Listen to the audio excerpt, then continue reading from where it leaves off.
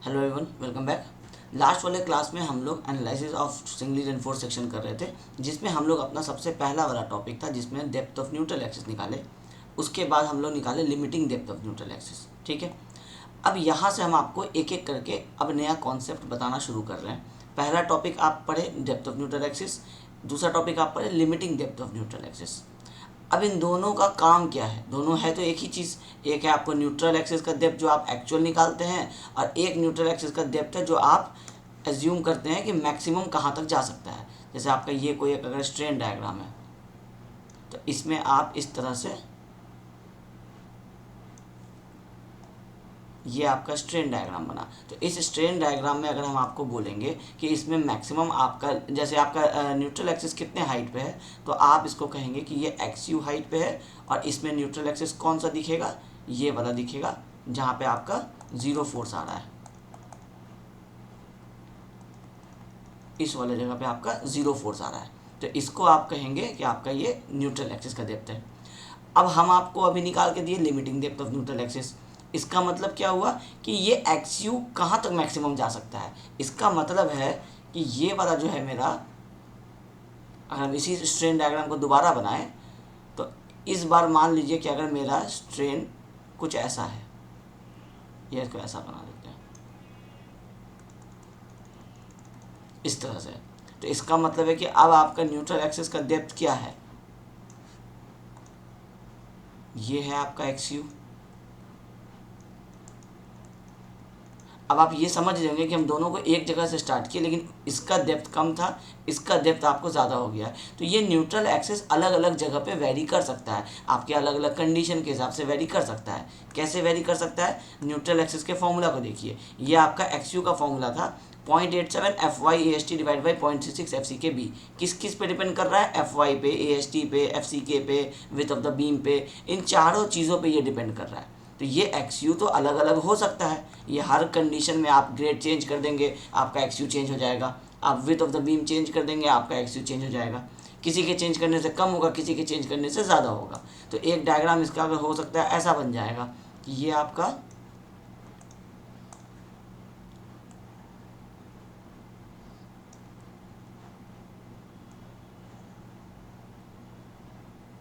Condition के हिसाब से हो सकता है कि कुछ ऐसा भी बन जाए। अब आपका ये वाला जो डेप्थ है, ये आपका न्यूट्रल एक्सिस का डेप्थ हो जाएगा। जहाँ पे भी आपका जीरो स्ट्रेन आ रहा है वहाँ पे आपका न्यूट्रल एक्सिस का डेप्थ हो जाएगा।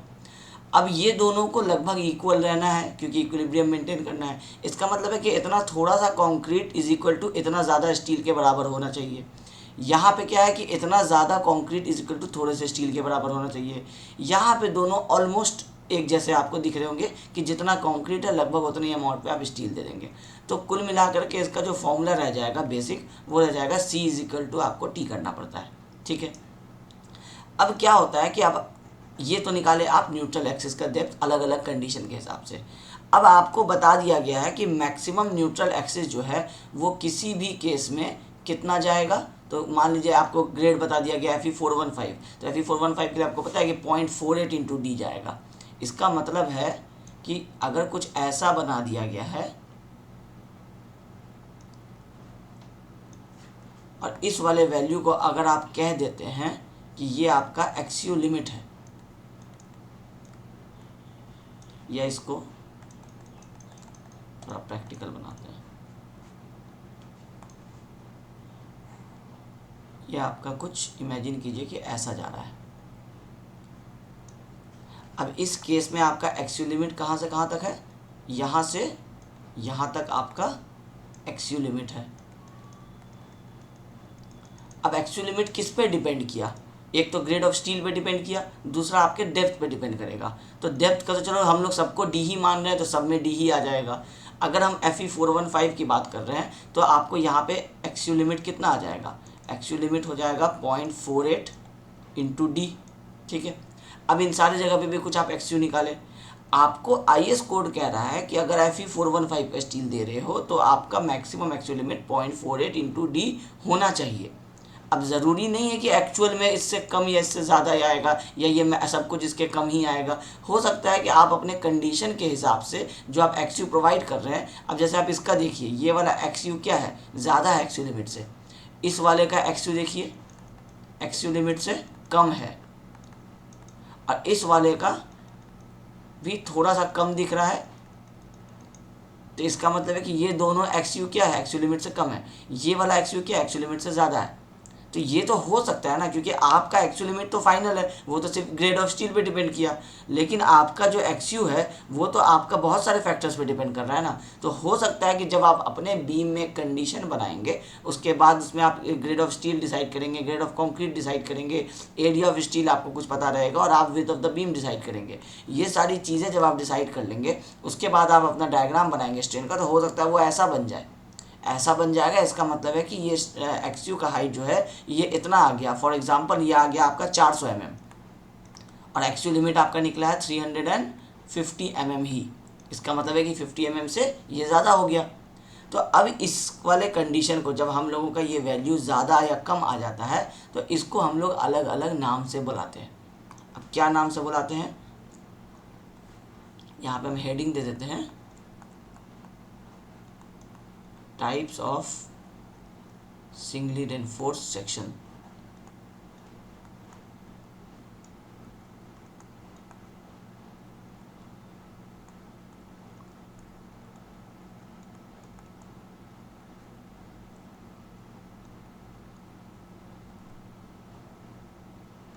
अभी इन सारे डायग्राम को हम एक एक करके मिटाते चले जाएंगे।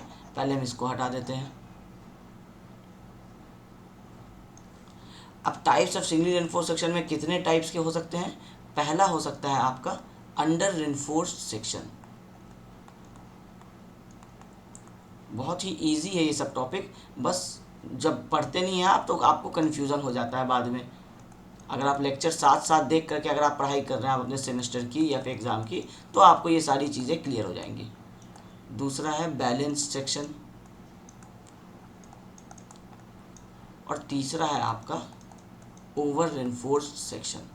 आपको नाम से पता चल रहा होगा कि अंडर रेनफोर्स्ड, ओवर रेनफोर्स्ड और बैलेंस का मतलब हम क्या बताने वाले हैं। जिसमें रेनफोर्समेंट कम रहेगा कंक्रीट के कंपैरिजन में वो अंडर रेनफोर्स्ड, जिसमें रेनफोर्समेंट ज़्यादा रहेगा कंक्रीट के कंपैरिजन में वो ओवर रेनफोर्स्ड, और जिसमें रेनफोर्समेंट लगभग इक्वल रहेगा आपके कंक्रीट के वो हो जाएगा बैलेंस सेक्शन। अब ये जो हम इतना सारा डायग्राम बनाए थे, आप इस वाले डायग्राम को देख के कह सकते हैं कि कंक्रीट ज़्यादा, रेनफोर्समेंट कम है, ठीक है।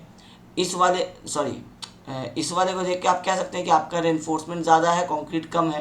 क्यों? क्योंकि आपको ज़्यादा रेनफोर्समेंट होगा, तभी तो इसका पूरा सीजी जो है वो इस छोटे से ट्रायंगल में ही इक्विवेलेंट हो गया इस बड़े वाले इसके ट्रायंगल के। तो बड़ा वाला ट्रायंगल आप ऐसा समझ लीजिए ना कि ये आपका कॉटन हो गया और ये आपका आयरन हो गया। थोड़े से स्पेस में ही ये ज़्यादा भारी है, और ये आपका ज़्यादा स्पेस में भी आपको मतलब बहुत ज़्यादा भारी नहीं होता है। इस एग्जाम्पल से इसको समझने की कोशिश कीजिएगा। अब आपका कंक्रीट जो है वो क्योंकि कम पर हो गया है आपके रेनफोर्समेंट के कंपैरिजन में, तो इतना बड़ा ट्रायंगल ले रहा है, तब जा करके वो इस छोटे से ट्रायंगल के इक्विवेलेंट हो पा रहा है। इसका मतलब है कि ये वाला सेक्शन आपका क्या होगा, ओवर रेनफोर्स्ड होगा, तभी जो रेनफोर्समेंट की जगह पे एरिया जो है आपका कम रिक्वायर्ड हो रहा है। इस वाले सेक्शन को हम लोग ऊपर माने हैं, तो एक काम करते हैं, इसको हम लोग थोड़ा मॉडिफाई कर देते हैं।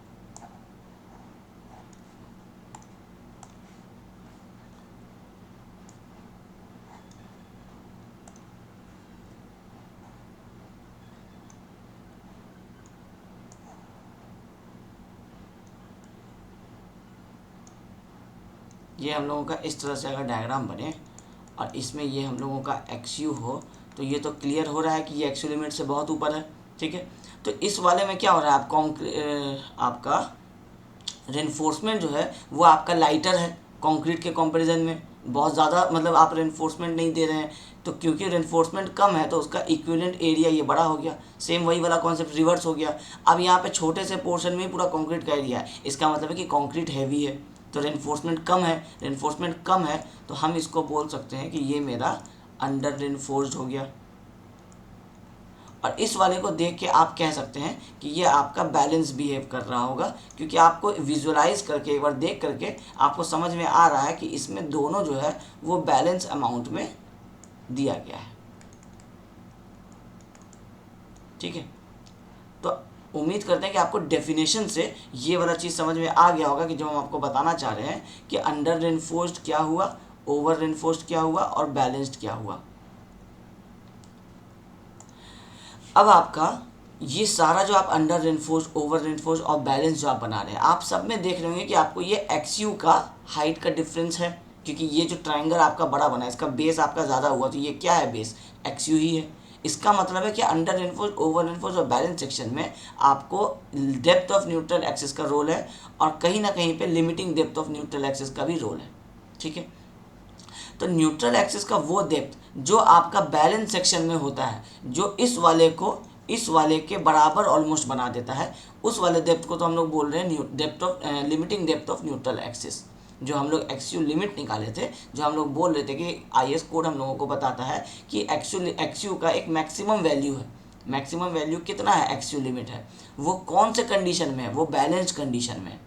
क्योंकि आईएस कोड चाहता है कि हम लोग बैलेंस सेक्शन डिज़ाइन करें। बैलेंस सेक्शन का मतलब है कि ऐसा सेक्शन डिज़ाइन करें जिसमें रेनफोर्समेंट और कंक्रीट दोनों ऑलमोस्ट इक्वल हों। भले वो हर बार पॉसिबल नहीं हो पाएगा, लेकिन आइडियल केस तो यही होता है ना कि हम लोग हमेशा बैलेंस चीज़ों को डिज़ाइन करें। अगर बैलेंस नहीं हो पाएगा तो थोड़ा अंडर या थोड़ा ओवर चला जाएगा, तो उसको हम लोग फिर उसी हिसाब से आगे जब हम लोग सारे अभी डेरिवेशन कर रहे हैं उसको हम लोग समझेंगे कि अंडर चला जाएगा तो क्या होगा, ओवर चला जाएगा तो क्या होगा। लेकिन आइडियल केस अगर आपको पूछता है कि आइडियल केस क्या होता है कोई भी बीम डिज़ाइन करने का या कोई भी सेक्शन डिज़ाइन करने का, तो आइडियल होता है कि बैलेंस सेक्शन डिज़ाइन करें। तो बैलेंस सेक्शन पे जो न्यूट्रल एक्सिस का डेप्थ होगा वही होता है आपका एक्सयू लिमिट। तो अभी जो आप यहाँ पे डिराइव करके ये निकाले हैं एक्सयू लिमिट, ये आपका लिमिटिंग डेप्थ ऑफ जो न्यूट्रल एक्सिस बताए हैं, ये किस केस में बताए। अब ये हो गया आपका ये बैलेंस सेक्शन के केस में, कि जब आपको अगर एग्जाम में क्वेश्चन में कह दे कि limiting depth of neutral axis something something value है, मान लीजिए कह देता है 400 mm है, तो जब वो limiting depth of neutral axis बताया और एक्सयू निकालने का आपको कुछ नहीं बता रहा है वहाँ पे, इसका मतलब है कि वो बैलेंस सेक्शन की बात कर रहा है। अब अगर आपका एक्सयू लिमिट के बराबर नहीं है, कुछ कम हो गया या कुछ ज़्यादा हो गया, तो कम हो गया तो आप कह सकते हैं अंडर रेनफोर्स्ड है, ज़्यादा हो गया तो आप इस डायग्राम को देख करके कह सकते हैं कि ओवर रेनफोर्स्ड है। ठीक है, अब अंडर रेनफोर्स्ड में और ओवर रेनफोर्स्ड में क्या क्या होने वाला है, हम लोग ये पढ़ क्यों रहे हैं। अंडर रेनफोर्स का मतलब है रेनफोर्समेंट आप कम दिए हैं। जब रेनफोर्समेंट आप कम दिए हैं तो पूरा आरसीसी का जो सेक्शन है वो तो उतना ही रहेगा जो बी इंटू डी है। बस उस बी इंटू डी के अंदर आप रेनफोर्समेंट का अमाउंट कम दे रहे हैं, जो आप एएसटी निकाल रहे थे वो आप कम निकाल रहे हैं। और जैसे आप फॉर एग्जांपल अगर आप 1% स्टील देते हैं पूरे उस कंक्रीट के सेक्शन का, तो 99% क्या होगा, उसमें कंक्रीट होगा। अब अगर वो रेनफोर्समेंट आपके कंक्रीट के कंपैरिजन में, आपका जो कैलकुलेशन अभी हम लोग कर रहे थे C=T कर रहे थे, अगर उसके कंपैरिजन में रेनफोर्समेंट आपका अगर कम हो गया कंक्रीट के कंपैरिजन में, इसका मतलब है कि जब आपका बीम में बेंडिंग आएगा, आपका बीम फेल होने की कोशिश करेगा, तो कंक्रीट और बीम में से पहले कौन टूटेगा, पहले आपका रेनफोर्समेंट टूटेगा, क्योंकि आपका वो नाम से ही आपको समझ में आ रहा है कि कम है तो पहले वही टूटेगा। तो जब रेनफोर्समेंट पहले टूटेगा तो रेनफोर्समेंट क्या होता है, डक्टाइल मटेरियल होता है, तो रेनफोर्समेंट कंक्रीट के साथ साथ बेंड करना चाहेगा। मतलब है कि आपका बीम पहले क्या होगा, बेंड होगा, बेंड होकर के आपका ये स्ट्रेट बीम जो है ये आपको कुछ इस शेप का बनने लगेगा, क्योंकि जो फेल होने वाला है मटेरियल वो डक्टाइल है, तो इसलिए पहले वो क्या करेगा, थोड़ा इतना बेंडिंग आएगा, फिर थोड़ा सा इतना बेंडिंग आएगा, फिर और ज़्यादा बेंडिंग आएगा, और फिर अल्टीमेटली यहाँ से ये टूट जाएगा इस तरह से करके। ठीक है, तो ये क्या होगा, हम लोगों का डक्टाइल फेलियर होगा। डक्टाइल फेलियर में क्या होता है, हम लोगों को पता चल जाता है कि हम लोगों का फेलियर जो है वो सडनली होने वाला है या ग्रेजुअली होने वाला है। तो अब आप सडनली फेलियर में और ग्रेजुअल फेलियर में अगर दोनों को कंपेयर करना चाहेंगे तो आपके लिए बेस्ट कौन सा होना चाहिए। अगर आप एक घर है, आप इसमें सो रहे हैं, अभी आपका यहाँ पे बेड लगा हुआ है और आप इस पर इस तरह से आप सोए हुए हैं। अब अगर आपका ये बीम बेंड होने लगा और आपको साइंस पता चल गया, तो आपको टाइम मिलेगा कि आप उठेंगे, आपको 10 सेकंड रियलाइज़ करने में लगेगा कि क्या होने वाला है या क्या हो रहा है, उसके बाद आप भागना शुरू करेंगे। अगर आप 4 स्टोरी पे रह रहे हैं, 5 स्टोरी पे रह रहे हैं, तो आपको 10 मिनट का टाइम टोटल मिल जाएगा आपको नीचे आने में। आप नीचे आ जाएंगे, उसके बाद आपका बिल्डिंग का ये वाला बीम कोलैप्स करेगा। हो सकता है इस बीम के कोलैप्स करने की वजह से आपका स्लैब जो इसके ऊपर सपोर्टेड है, जो छत होता है, वो भी गिर जाएगा। हो सकता है इन दोनों के कोलैप्स होने की वजह से आपका वो बिल्डिंग का वो वाला फ्लोर कोलैप्स होगा, और हो सकता है फ्लोर कोलैप्स होने की वजह से पूरा का पूरा बिल्डिंग कोलैप्स हो सकता है। तो कुल मिला के ये एक बीम टूटने से इतना सारा स्टोरी हो सकता है। तो ये बीम अगर टूटने ही वाला है तो एटलीस्ट अगर बता करके टूटे कि ये कुछ देर में टूट जाएगा, तो आपको बचने का टाइम मिल जाएगा। इसका मतलब है कि आपके लिए सबसे आइडियल कंडीशन क्या है, अंडर रेनफोर्स वाला। क्योंकि इसमें क्या है, रेनफोर्समेंट फेल करेगा, क्योंकि रेनफोर्समेंट कम प्रोवाइड कर पा रहे हैं, कम प्रोवाइड कर रहे हैं, तो इसलिए हमको डक्टाइल फेलियर होगा और साइन शो करेगा। ये सारी चीज़ें अभी हम लिखेंगे, आपको हम पहले यहाँ पे टोटल समझा दे रहे हैं। अब आपका मान लीजिए ओवर रेनफोर्स हो गया, रेनफोर्समेंट बहुत ज़्यादा हो गया। तो जब रेनफोर्समेंट बहुत ज़्यादा हो गया, इसका मतलब है कि कंक्रीट उसके कंपैरिजन में कम है, वीक है। तो जब कंक्रीट आपका वीक है तो आपका कंक्रीट पहले टूटना चाहेगा। जब आपका लोड के फेलियर पॉइंट पे पहुंच जाएगा लोड, तो आपका कंक्रीट पहले फेल करना चाहेगा। कंक्रीट क्या होता है, ब्रिटल होता है, तभी तो उसमें हम लोग डक्टाइल स्टील यूज़ किए थे और दोनों मिला करके टोटल आरसीसी मेंबर मेरा डक्टाइल बन रहा था। लेकिन जब कंक्रीट फेल करना चाहेगा और रेनफोर्समेंट क्योंकि बहुत ज़्यादा हो गया है, तो रेनफोर्समेंट अपनी जगह पे ही रहेगा, रेनफोर्समेंट में कोई स्ट्रेस नहीं आएगा। तो कंक्रीट फेल होता है तो कंक्रीट ब्रिटल फेलियर होता है। इमेजिन कीजिए कि आपका कुछ इस तरह से आपका घर बना हुआ है 2 स्टोरी का, और इस पूरे स्ट्रक्चर का रेनफोर्समेंट ऐसे का ऐसे ही रह गया और पूरा कंक्रीट आपका टूट करके गिर गया, तो वो भी आपका लॉस ऑफ लाइफ हो सकता है। उसमें आप स्लैब पे रहेंगे या नहीं तो आप रूफ पे रहेंगे। कुछ आपका ये कंक्रीट का वेट होता है, तो कंक्रीट का वेट आपका 24 किलो न्यूटन पर मीटर क्यूब हम लोग लेते हैं। इसको इस तरह से समझिए कि 2400 kg पर मीटर क्यूब। हर 1 मीटर क्यूब का जो कंक्रीट यहाँ पे गिरेगा उसका वेट 2400 kg होगा। नॉर्मल पर्सन का वेट क्या, मैक्सिमम भी किसी का वेट होता है तो 100 kg होता है, उसका 24 टाइम्स ज़्यादा हैवी होगा। जो यहाँ पे 1 मीटर क्यूब में 1 metre by 1 metre by 1 metre में जो आपका कंक्रीट टूट करके गिरेगा वो इतने वेट का होगा। तो अल्टीमेटली ये क्या हो गया, ये सडन फेलियर होगा, क्योंकि कंक्रीट ब्रिटल था तो सडनली टूट जाएगा, साइन शो नहीं करेगा और रेनफोर्समेंट एज इट इज़ लगा रह जाएगा, क्योंकि रेनफोर्समेंट अपने फेलियर पॉइंट तक पहुंचा ही नहीं था। इसका मतलब है कि ओवर रेनफोर्स कंडीशन हम लोगों के लिए डिजायर्ड नहीं है, ये हम लोगों के लिए अच्छा नहीं है। और बैलेंस सेक्शन है तो वो तो बेस्ट है, दोनों एक साथ टूटना चाहेगा, तो क्योंकि दोनों एक साथ टूटेगा तो रेनफोर्समेंट जो अपना डक्टिलिटी है वो इम्पार्ट कर ही रहा है, इम्पार्ट कर रहा है। तो दोनों जब बेंड हो रहे हैं, रेनफोर्समेंट भी बेंड हो रहा है, तो क्योंकि हम लोग पढ़े थे कि बॉन्डिंग दोनों के बीच में अच्छा है, क्योंकि एजम्पशन में हम लोग क्या पढ़े थे, plane section remain planes before and after bending. तो बिफोर तो रहता ही है, आफ्टर बेंडिंग भी प्लेन सेक्शन प्लेन रहेगा। इसका मतलब है कि आफ्टर बेंडिंग हम लोगों का बीम रेनफोर्समेंट में और कॉलम में कंक्रीट में दोनों में आपका बॉन्डिंग है, तभी तो आपका रेक्टेंगुलर सेक्शन बेंड होने के बाद भी रेक्टेंगुलर बन रहा है। इसको आगे आप समझ जाइएगा बॉन्डिंग वाले चीज़ को। अभी आप बस इतना समझिए कि दोनों के बीच में बॉन्डिंग है, तभी तो हम लोग आरसीसी मेंबर बना रहे हैं। कंक्रीट और स्टील एक साथ अच्छा बॉन्ड करता है, तो क्योंकि वो अच्छा बॉन्ड कर रहा है और दोनों को फेल होना है तो दोनों एक साथ बेंड होगा। तो कंक्रीट जो कि वैसे तो ब्रिटल फेलियर हो जाता, लेकिन वो क्या होगा, रेनफोर्समेंट के भी फेलियर होने की वजह से एक साथ फेल करेगा। इसमें भी आपको साइन शो हो जाएगा। तो आइडियल कंडीशन है कि बैलेंस सेक्शन बनाओ, नहीं बना सकते हो तो अंडर रेनफोर्स सेक्शन बनाओ। ओवर रेनफोर्स सेक्शन तो हम लोगों को बनाना ही नहीं है, क्योंकि ये सडनली कंक्रीट फेल कर जाएगा और लॉस ऑफ लाइफ हो जाएगा, बचने का मौका नहीं मिलेगा। तो प्रैक्टिकल चीज़ें हैं, हम लोग डिज़ाइन करके क्या बना रहे हैं, बिल्डिंग बना रहे हैं। तो बिल्डिंग बना रहे हैं तो उसमें loss of life, loss of property, loss of money, इन सारी चीज़ों को तो देखना पड़ेगा। कॉस्ट सेव करते हैं तो क्यों करते हैं, क्योंकि क्लाइंट का पैसा लगा होता है, तो पैसा कम लगे इसका भी ध्यान देते हैं। आपको क्लाइंट उसमें रह रहा है तो उसका लॉस ऑफ लाइफ हो सकता है, लीगल मैटर हो सकता है। तो इन सारी चीज़ों को ध्यान में रखते हुए सिर्फ अंडर रेनफोर्स्ड और बैलेंस सेक्शन ही डिज़ाइन करने में फ़ायदा दिखा, ओवर रेनफोर्स्ड डिज़ाइन करने में फ़ायदा नहीं दिखा। अब अगर आपको ये इस तरह से समझ में आ गया है अगर पूरा कहानी कि हम लोग अंडर रेनफोर्स्ड क्यों दे रहे हैं, ओवर रेनफोर्स्ड क्यों नहीं दे रहे हैं और बैलेंस क्यों देते हैं, तो अब इसको टेक्निकली समझिए। ये तो था आपको कि पूरा अंडर रेनफोर्स्ड और ओवर रेनफोर्स्ड समझाने वाला कहानी। अब इसको अगर हम लोग टेक्निकली समझें तो इसमें हम लोगों का क्या है, एक्सयू लिमिट से कम है, तो इसको हम लिख सकते हैं कि X U is less than X U limit. ठीक है, अब हम एक एक करके टेक्निकली सबको लिख रहे हैं। इसमें क्या होगा, एक्सयू ग्रेटर देन एक्सयू लिमिट होगा, और इसमें आपका एक्सयू जो है वो बराबर हो गया है एक्सयू लिमिट के। एक्सयू लिमिट ही इसमें एक्सयू था, तो एक्सयू लिमिट बराबर एक्सयू हो गया। इसमें एक्सयू आपका देखिए यहाँ से ग्रेटर आ रहा है एक्सयू लिमिट से, तो ये एक्सयू ग्रेटर देन एक्सयू लिमिट हो गया, ये एक्सयू लेस देन एक्सयू लिमिट हो गया। ठीक है, दूसरा, इसमें आपका कौन पहले टूटने वाला है, स्टील पहले टूटने वाला है, कंक्रीट बाद में टूटने वाला है। तो स्टील मेरा कब टूटता है, जब वो अपने मैक्सिमम स्ट्रेस पे पहुंच जाता है। हम लोग डिज़ाइन ऑफ आरसीसी स्ट्रक्चर में अब स्टील का मैक्सिमम स्ट्रेस कितना लेके चल रहे हैं, डिज़ाइन स्ट्रेस 0.87 FY। इसका मतलब है कि हम लोगों का stress in steel is equal to 0.87 Fy हो गया है। और आपका कंक्रीट जो है अब ये कब टूटेगा, जब स्ट्रेस इन स्टील 0.87 Fy हो जाएगा। लेकिन जिस वक्त आपका स्टील टूटने का हुआ उस वक्त तक आपका कंक्रीट तो नहीं टूटा था। इसका मतलब है कि आपका कंक्रीट जो है कितने स्ट्रेस पे टूट सकता है, मैक्सिमम जो हम लोग लेके चल रहे हैं डिज़ाइन के केस में मैक्सिमम 0.446 FCK पे टूट सकता है। तो इसका मतलब है कि ये 0.446 FCK नहीं पहुंचा होगा, तभी तो नहीं टूट रहा है ना। टूटेगा कब, जब आप हम लोग कब टूटना कंसिडर करते हैं, टूटता तो असली में अल्टीमेट पे है, लेकिन हम लोग के आरसीसी के डिज़ाइन में एजम्पशन के हिसाब से ये हम लोगों का 0.446 FCK पे टूट जाएगा और ये हम लोगों का स्टील 0.87 Fy पे टूटेगा। तो अगर हम कहें कि स्ट्रेस इन स्टील आपका 0.87 Fy पहुंचा है तो इसके साथ साथ आप ये लिख सकते हैं कि स्ट्रेस इन कॉन्क्रीट जो है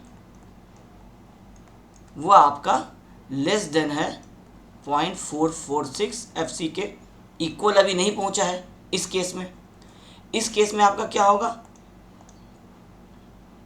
कि आपका स्ट्रेस इन स्टील, अब ये वाला केस कौन सा है, ओवर रेनफोर्स्ड, स्टील नहीं टूटेगा कंक्रीट टूटेगा। इसका मतलब है stress in steel is is less than 0.87 Fy। Steel अभी 0.87 तक नहीं पहुंचा है लेकिन कंक्रीट टूटने वाला है इस केस में। इसका मतलब है कि स्ट्रेस इन कंक्रीट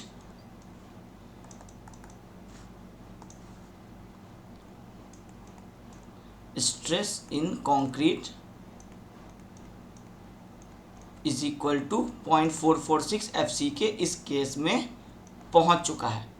और इस केस की अगर हम लोग बात करेंगे तो इस केस में हमारा स्ट्रेस इन स्टील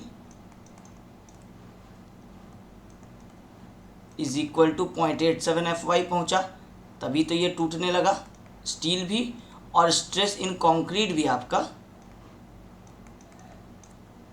ये भी आपका 0.446 FCK पहुंच गया, तभी तो दोनों चीज़ आपका एक साथ टूटा। इसका मतलब है कि अब आप देखिए कि आपका यहाँ स्ट्रेस इन स्टील कितना है 0.87 Fy, स्ट्रेस इन कंक्रीट कितना है 0.446 FCK। तो यही दोनों तो वो वैल्यूज है जो हम लोग पीछे डिराइव करके निकाले थे कि मैक्सिमम स्ट्रेस जो है वो हम लोगों का 0.446 FCK कंक्रीट के केस में होगा और 0.87 Fy आपको स्टील के केस में होगा। तो ये दोनों जो केसेस हैं ये केसेस किसके लिए आए, ये आए बैलेंस सेक्शन के लिए। अब जब हम लोगों का बैलेंस सेक्शन नहीं होगा तो आपको दोनों में से कौन सा प्रेफर करना है, अंडर रेनफोर्स सेक्शन प्रेफर करना है। और ओवर रेनफोर्स हम लोगों को IS कोड बोलता है कि हम लोगों को अपने इस पूरे लाइफ टाइम में कभी भी ओवर रेनफोर्स सेक्शन जो है वो डिज़ाइन नहीं करना है। तो हम लोग यहाँ पे लिख देते हैं IS 456/2000 restricts designing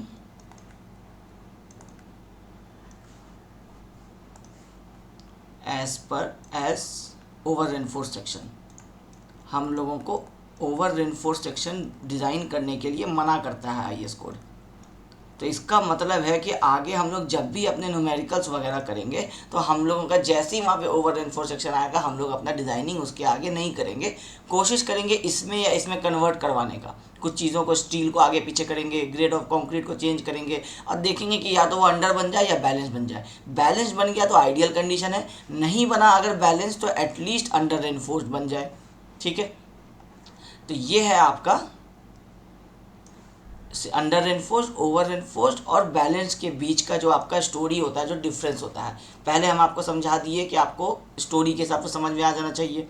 उसके बाद हम आपको तीनों का यहाँ पे आपको डिफरेंस लिख दिए कि अंडर रेनफोर्स में टेक्निकली अब क्या क्या होता है। टेक्निकली ये एक्चुअल लिमिट से कम होगा। अब अगर हम लोग मान लीजिए कि अभी हम लोग कैलकुलेशन किए, इस ये फार्मूला हम लोगों का निकल गया है। ठीक है, अब इस फार्मूला के हिसाब से हम लोगों को एक्चुअल लिमिट मिल सकता है। मान लीजिए इस वाले फार्मूला के हिसाब से आपको XU भी मिल गया। आप जब दोनों को मैच करेंगे, XU का वैल्यू आया फॉर एग्जांपल 294 और XU लिमिट का वैल्यू आया आपको 301, तो आपको पता है कि XU less then XU limit हो गया।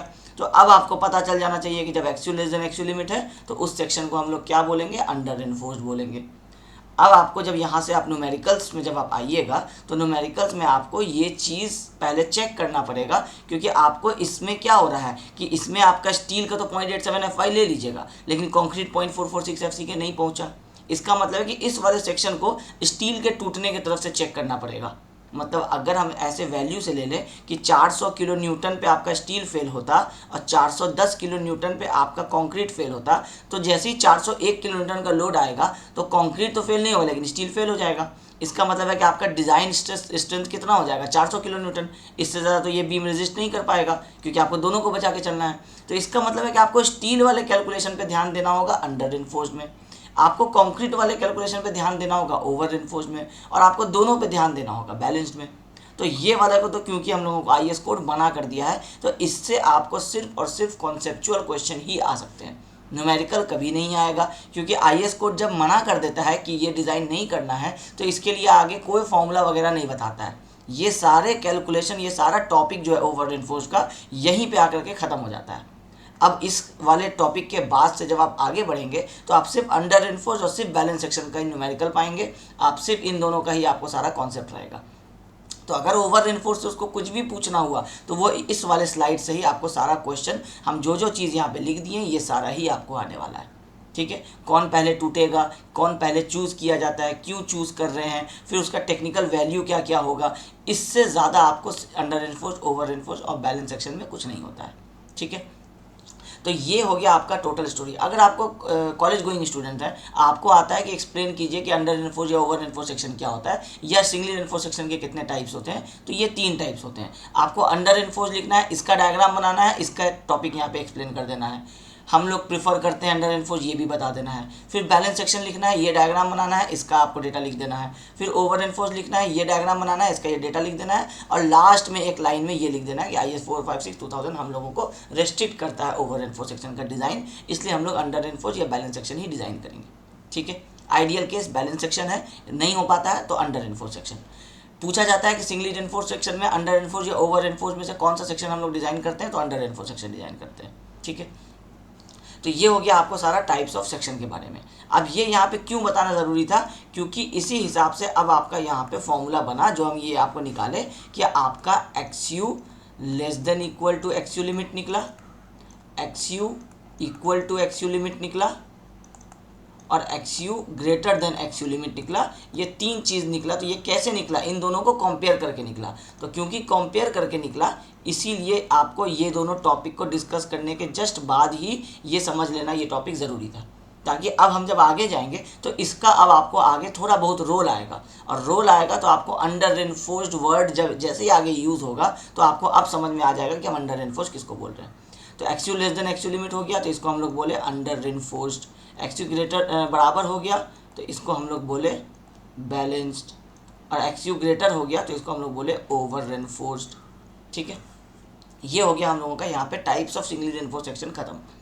अब हम लोग क्या क्या अभी तक निकाले थे, हम लोग डेप्थ ऑफ न्यूट्रल एक्सिस निकाल लिए थे, limiting depth of neutral axis निकाल लिए थे। अब हम लोगों को निकालना है कंप्रेशन फोर्स। अब आप ये देखिए कि ये जो हम लोग डेरिवेशन किए थे डेप्थ ऑफ न्यूट्रल एक्सिस का, इस पूरे को हम एक काम करते हैं कि यहाँ से कट कर लेते हैं। इस पूरे डेरिवेशन में देखिए कि आपको हम लोग क्या कर रहे थे, C इजिकल टू टी कर रहे थे। अब C के जगह पे क्या होता है, C1 + C2 होता है। क्यों होता है, इस डायग्राम को भी उठा के ले आते हैं। ये हम लोगों का डायग्राम है, ये हम लोगों का डायग्राम था। अब इसमें आपको पता था कि C is equal to C1 + C2 हो रहा है, तो आप C1 + C2 किए। तो C1 + C2 जब आप किए, ये पूरा वैल्यू को इसके साथ ऐड किए, तो ये जो इक्वल के पहले वाला ये जो टोटल टर्म निकला, ये टोटल टर्म क्या निकला, C निकला। और इक्वल के बाद वाला टर्म क्या था, T था, तो ये आपका T निकला। तो हम लोग यहाँ पे इस तरह से इसको लिख सकते हैं कि C is equal to 0.36 FCK B into XU, और T is equal to 0.87 FY AST। तो अगर हम लोग को अगर कोई कहे कि कंप्रेशन फोर्स कितना आ रहा है आपके सेक्शन में, या टेंशन फोर्स कितना आ रहा है आपके सेक्शन में, तो हम लोग इससे निकाल सकते हैं। इस वाले से हम लोग आपको बता सकते हैं कि हम लोगों के सेक्शन में कंप्रेशन फोर्स जो आ रहा है वो 0.36 FCK B XU आ रहा है। तो आप देखेंगे कि एक ही डेरिवेशन से आपका 3-4 चीज़ जो है वो अब तक निकल चुका है। हम लोग डेप्थ ऑफ न्यूट्रल एक्सिस के लिए कैलकुलेशन किए थे, और यही हम लोगों को कंप्रेशन में भी आपको काम आ गया, टेंशन में भी काम आ गया। यही हम लोगों का वैल्यू है, सी का वैल्यू है 0.36 F C K B x you. कैसे आया, इस पूरे पोर्शन को इस पूरे पोर्शन के साथ ऐड कर दिए। ये पोर्शन क्या था, ये C1 था, ये C2 था। क्या है C1, तो ये C1 है, ये C1 है और ये आपका C2 है। इन दोनों को ऐड कर दिए और T1 में क्योंकि ये यहाँ तो कोई शेप है नहीं तो यहाँ पे ये आपका T आ गया। अब ये C1 और C2 जो आया, ये C1 और C2 कंबाइन होकर के C बना, तो इसका जो डायरेक्शन होगा ये आपका कुछ इस तरह से होगा, ये आपको इस तरह से कुछ एक्ट करेगा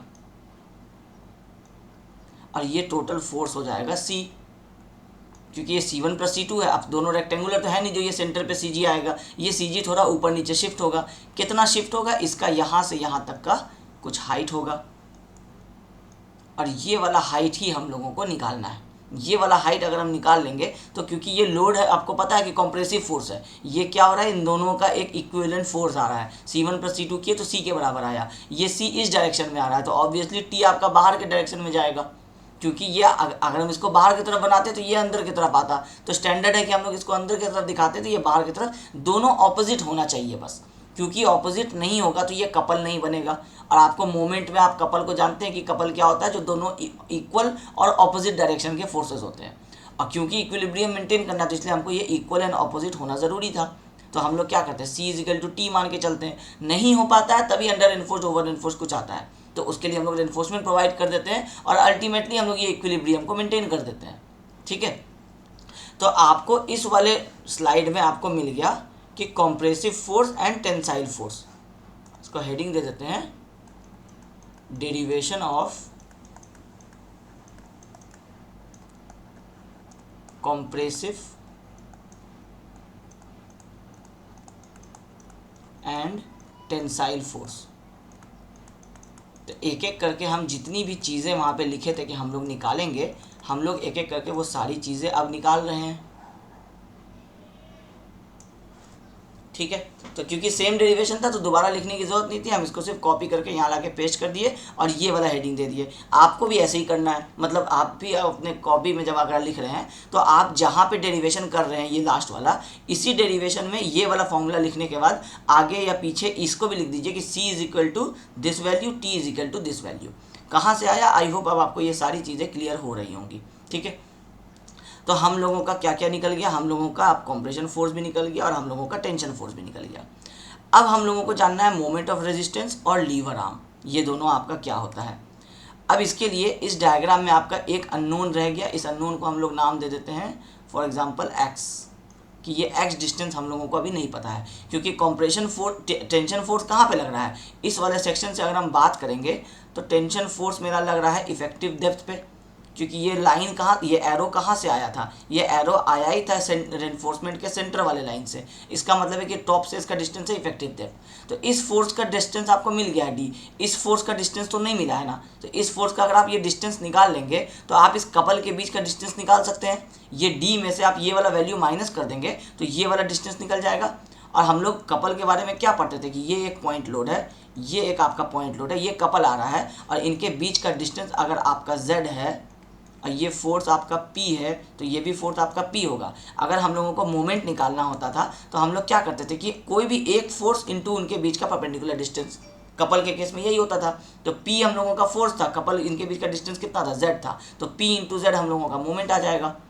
अब ये फर्स्ट ईयर में जो हम लोग मैकेनिक्स में पढ़ते हैं, इस वाले कॉन्सेप्ट को अभी जस्ट हम पहले जब ये निकाल लेंगे ये वाला वैल्यू, उसके बाद हम इस वाले कॉन्सेप्ट को यूज़ करके अपना मोमेंट निकाल लेंगे और हम लोगों का ये वाला भी moment of resistance of singly reinforced section भी निकल जाएगा। क्या होगा मोमेंट ऑफ रेजिस्टेंस वो समझा देंगे आगे। तो ये वाला कॉन्सेप्ट आपको समझ में आना चाहिए। अगर आपको नहीं भी पता है, फर्स्ट ईयर आप भूल भी गए हैं, तो आप ये बस समझ लीजिए कि एक सपोर्ट, एक आपका एक बीम सेक्शन है, उसके टॉप से अगर पॉइंट लोड आ रहा है, बॉटम से अगर इस तरह से पॉइंट लोड आ रहा है और दोनों का वैल्यू इक्वल है और उनके बीच का डिस्टेंस अगर Z है, और अगर आपको नॉर्मल हम ऐसे देते कि ये सिंपली सपोर्टेड है और इसमें आपको यहाँ इस तरह से पॉइंट लोड आ रहा है और आप यहाँ पे हमको बेंडिंग मोमेंट बताइए, तो पहले आप सपोर्ट रिएक्शन निकालते और सपोर्ट रिएक्शन को इनटू परपेंडिकुलर डिस्टेंस कर देते, तो आपका बेंडिंग मोमेंट का वैल्यू इस पॉइंट पे आपको पता चल जाता अगर आप लेफ्ट साइड से कर रहे हैं तो।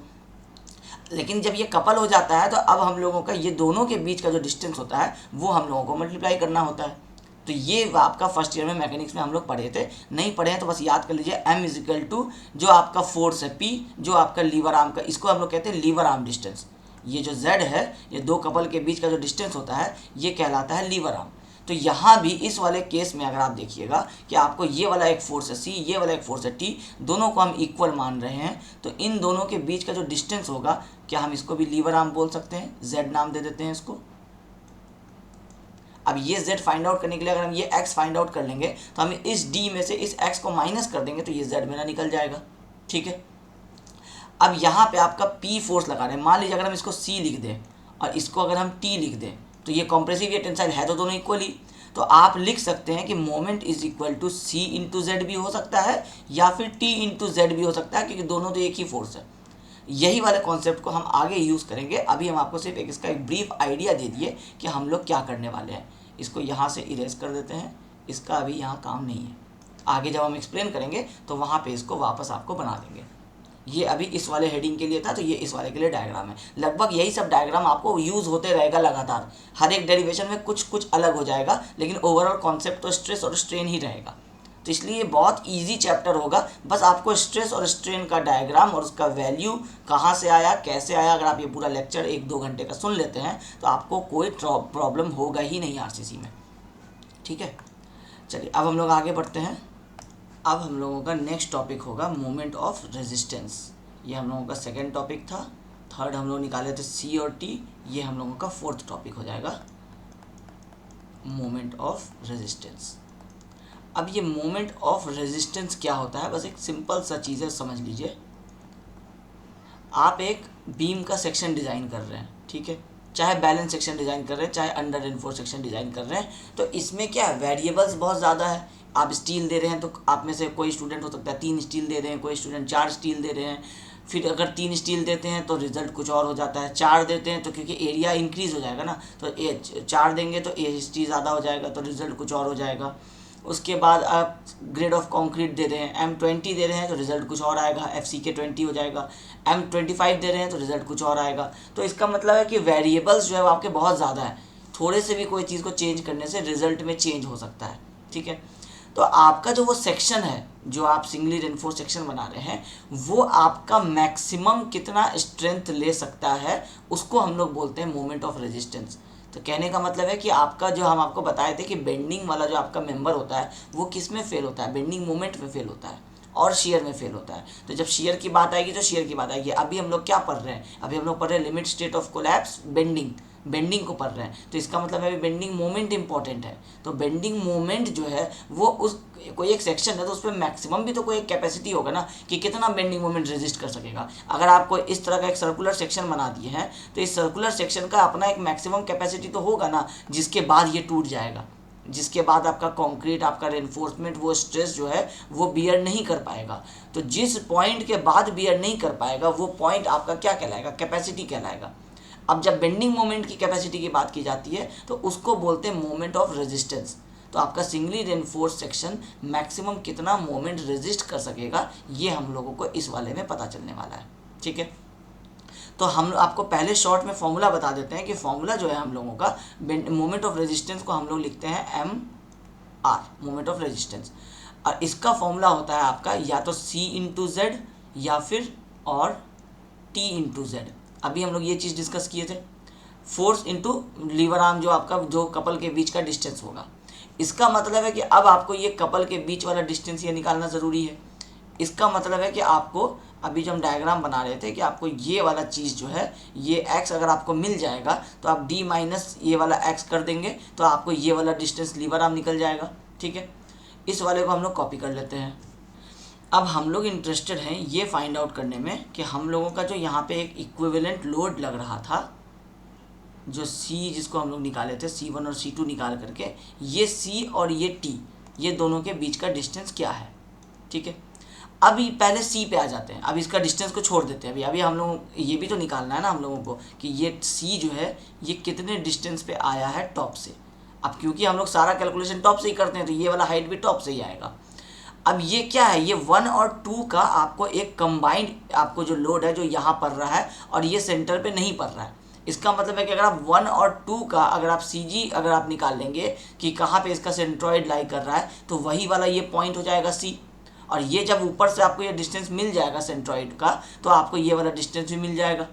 तो हम लोग अगर ये डिस्टेंस फाइंड आउट करने के लिए ये C1 और C2 को अगर हम लोग इस तरह से वेटेड एवरेज वाला फॉर्मूला यूज़ कर ले, और हम लोग अगर इसको x बोल रहे हैं, इस डिस्टेंस को x निकालना चाह रहे हैं, तो हम C1 into x1 plus C2 into x2 divided by C1 plus C2 कर देंगे, तो हम लोगों का ये वेटेड एवरेज से हम लोगों को ये x मिल जाएगा कि ये इसका CG कहाँ लाई कर रहा है। अगर दोनों रेक्टेंगल होता और दोनों का हाइट 3/7 XU होता, तो आप समझ सकते हैं कि ये CG सेंटर वाले इस डॉटेड लाइन पे लाई करता, तो आपको पता चल जाता कि 3/7 सेंटर है। रेक्टेंगल का आपका जो होता है CG वो कहाँ से लाई करता है, उसके सेंटर से लाई करता है। तो अगर ये टोटल आपका अगर D है तो ये D/2 हो जाएगा डायरेक्टली। इस केसेस में अभी ऐसा नहीं है, क्योंकि एक तो हम डायग्राम भी आपको ऊपर बनाए हैं, और दूसरा कि आपको पता है कि ये रेक्टेंगल प्लस ये पैराबोला दोनों मिला करके बन रहा है। इसका मतलब है कि इन दोनों का कैलकुलेशन अब यहाँ पे C1x1 और C2x2 आपको आएगा। ठीक है, तो हम लोग अब इसको भी हटा देते हैं, क्योंकि अभी हम लोग निकालने वाले हैं। हम आपको पहले ही बता दिए कि वैल्यू है। तो अगर हम लोग C1 का वैल्यू कितना आया था, ये आया था 0.191 FCK BXU।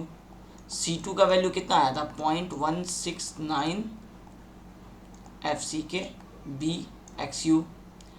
अब अगर हम लोग इस डिस्टेंस को नाम दे दें, ये वाला जो आपका इसका जो CG होगा, ये हाँ, ये रेक्टेंगल का यहाँ सेंटर पे होता है और पैराबोला का यहाँ होता है। ये इस वाले डिस्टेंस से कितना होता है, ये होता है आपको 3/8 होता है। ये आपको टोटल डिस्टेंस का 3/8 यहाँ से होता है, 5/8 यहाँ से होता है। तो 3/8 इस वाले लाइन से होता है।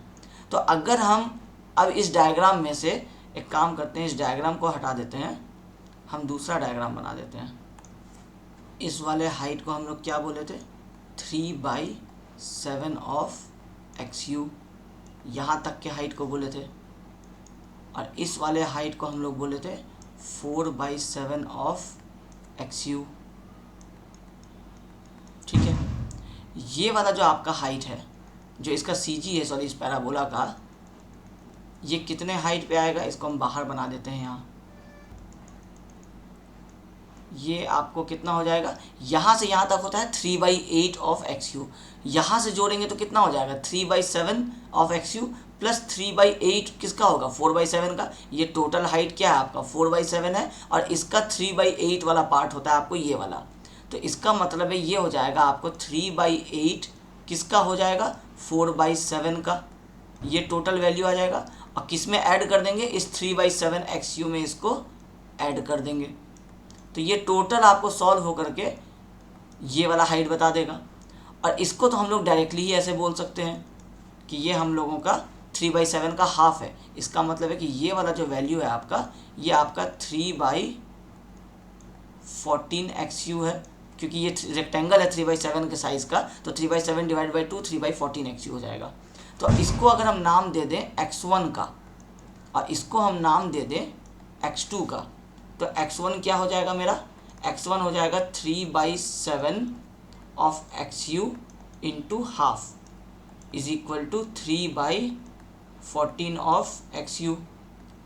x2 कितना हो जाएगा मेरा, ये हो जाएगा 3/8 ऑफ 4/7 XU, और ये सारा आपका ऐड हो जाएगा 3/7 XU में। तो ये जो 3/14 XU निकल गया, इसको सॉल्व कर लीजिए। ये हो जाएगा आपको 3/14 प्लस 3/7, तो ये हो जाएगा आपको 9/14 ऑफ XU। इस पूरे को पहले सॉल्व कीजिए, ऐड कर दीजिए 3/7 के साथ, तो ये निकल जाएगा 9/14 XU।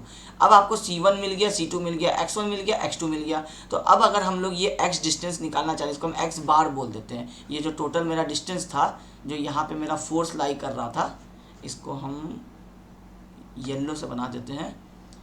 ये मेरा यहाँ पे एक फोर्स इस तरह से लाई कर रहा था, तो ये फोर्स का यहाँ से लेकर के यहाँ तक का जो डिस्टेंस था, इसको हम लोग नाम दिए C, और इसको हम लोग नाम दे दिए x बार।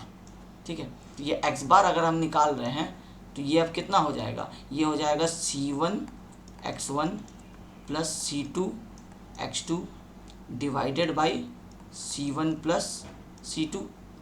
अब सारे को वैल्यू को पुट कर दीजिए, ये हो जाएगा 0.191 FCK BXU into 3/14 of XU plus C2 X2 करना है तो C2 का वैल्यू है 0.169 FCK BXU into 9/14 of XU, ये total divided by C1 plus C2। तो C1 प्लस C2 क्या होता है? C होता है, और C का वैल्यू हम लोगों को पता है कि 0.36 FCK BXU होता है।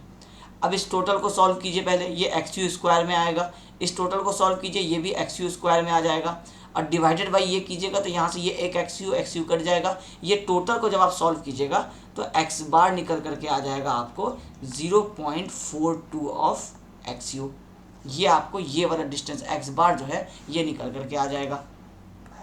ये आपके लिए इम्पॉर्टेंट हो जाएगा, क्योंकि जस्ट इसके बाद अगर आप लीवर आर्म का डिस्टेंस निकालना चाह रहे हैं तो लीवर आर्म आपको पता है कि आप इफेक्टिव डेप्थ में से यही वाला x बार माइनस करेंगे।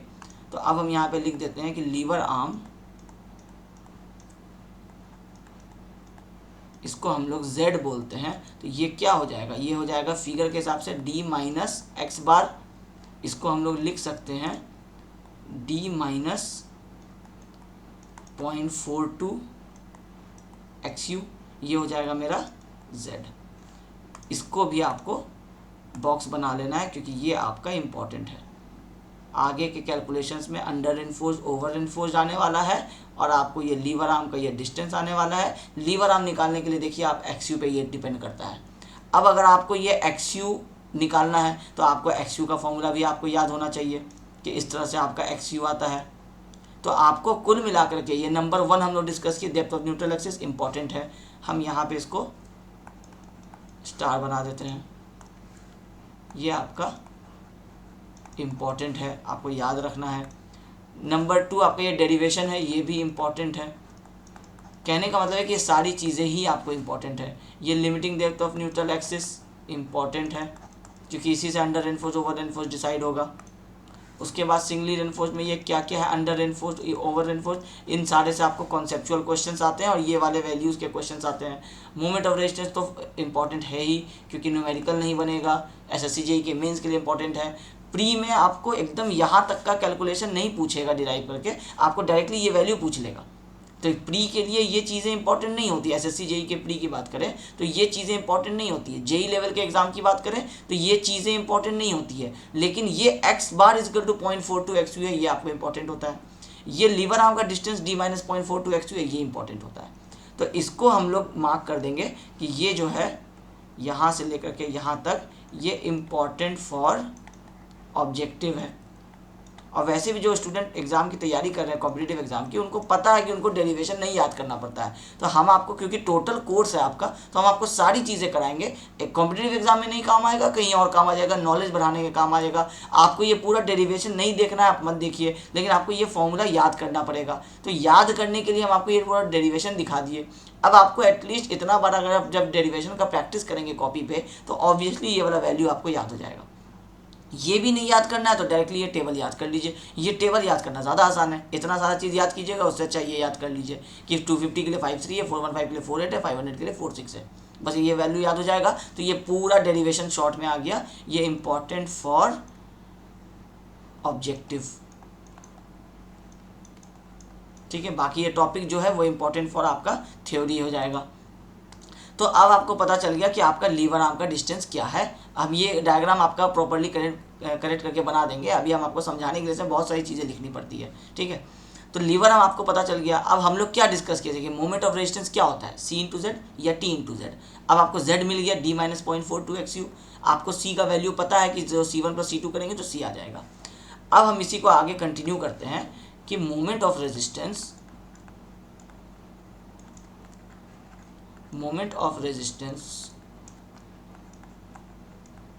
Is equal to C into Z. अब C हम लोगों का क्या है, ये है हम लोगों का 0.36 FCK BXU था, और z कितना आ जाएगा, d माइनस 0.42 XU आ जाएगा। इसको ब्रैकेट में डाल दीजिए क्योंकि ये एक सिंगल वैल्यू है z का। तो ये हो जाएगा हम लोगों का मोमेंट ऑफ रेजिस्टेंस। अब ये मोमेंट ऑफ रेजिस्टेंस हम लोग कहाँ से निकाले, कॉम्प्रेशन वाले साइड से निकाले क्योंकि c इंटू जेड की है। अब इसी मोमेंट ऑफ रेजिस्टेंस को हम टेंशन वाले साइड से भी निकाल सकते हैं, मोमेंट ऑफ रेजिस्टेंस, क्योंकि हम लोग दो मटेरियल दे रहे हैं ना, रेनफोर्समेंट और स्टील दे रहे हैं, तो हम लोग रेनफोर्समेंट के भी साइड से चेक कर सकते हैं और हम लोग स्टील के भी साइड से चेक कर सकते हैं। ये हो जाएगा T इंटू जेड, और जब T इंटू जेड हो जाएगा तो ये फॉर्मूला आपका बन जाएगा 0.87 FY AST, ये तो आपका T था, multiplied by D minus 0.42 XU। इसको हम लोग क्या बोलते हैं, लीवर आर्म बोलते हैं। ठीक है, अब ये आपका फॉर्मूला बन गया। तो इसको हम लोग लिखते हैं इस तरह से कि मोमेंट ऑफ रेजिस्टेंस, नीचे में लिख देते हैं T, और यहाँ लिखते हैं मोमेंट ऑफ रेजिस्टेंस, नीचे में लिख देते हैं C। ठीक है, इस तरह से इसको निकाला जाता है। तो ये लीवर आर्म जब तक आप नहीं निकाले थे तब तक आपको ये वाला जो फॉर्मूला है ये आप नहीं निकाल पा रहे थे। तो इसको भी हम बॉक्स में कर देते हैं, ये भी आपके लिए इम्पोर्टेंट रहेगा। ये सारे वो फॉर्मूलाज हैं जो स्टूडेंट को आरसीसी स्ट्रक्चर में बस याद रहने चाहिए।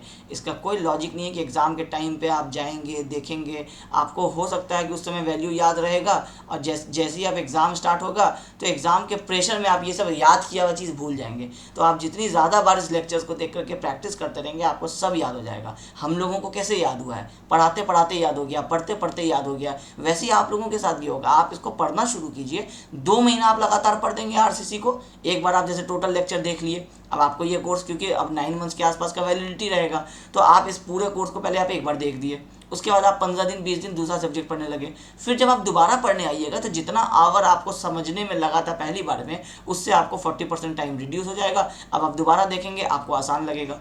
अब आप वैल्यूज से यूज टू होते चले जाएंगे, 0.36 FCKB XU into D minus 0.42 XU।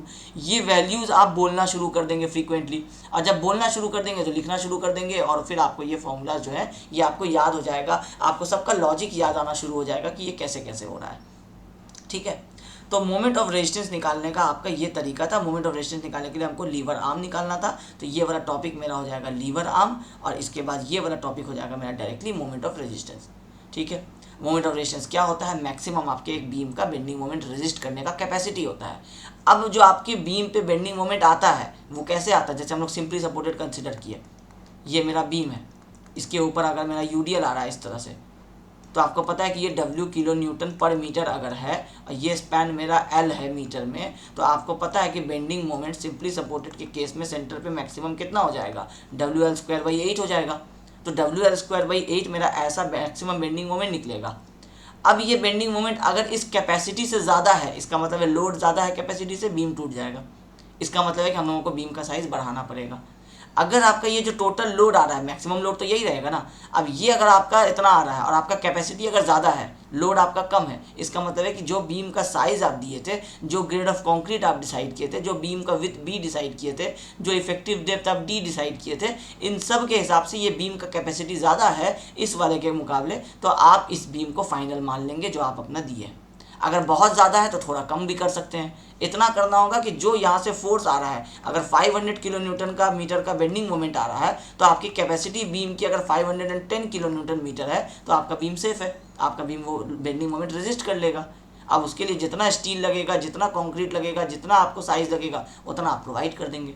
यही होता है मोमेंट ऑफ रेजिस्टेंस। रेजिस्टेंस का मतलब है कि जो लोड आ रहा है उसके वजह से प्रेशर आ रहा है, उस प्रेशर को रेजिस्ट करने के लिए आपको कितना रिक्वायरमेंट है, वो रिक्वायरमेंट है मोमेंट ऑफ रेजिस्टेंस। और कितना लोड आ रहा है, कितना मोमेंट आ रहा है, वो है आपका नॉर्मल बेंडिंग मोमेंट जो आप फर्स्ट ईयर में निकालते हैं। तो हम लोग आगे जब डिस्कस करेंगे तो सिंपली सपोर्टेड आएगा, कैंटिलीवर आएगा, तो कैंटिलीवर में कॉन्सेप्ट बताएंगे, सिंपली सपोर्टेड में कॉन्सेप्ट बताएंगे, और बताएंगे कि किस तरह से इस मोमेंट ऑफ रेजिस्टेंस को यूज़ करके हम लोग अपना सेक्शन को जो है वो डिज़ाइन करते हैं।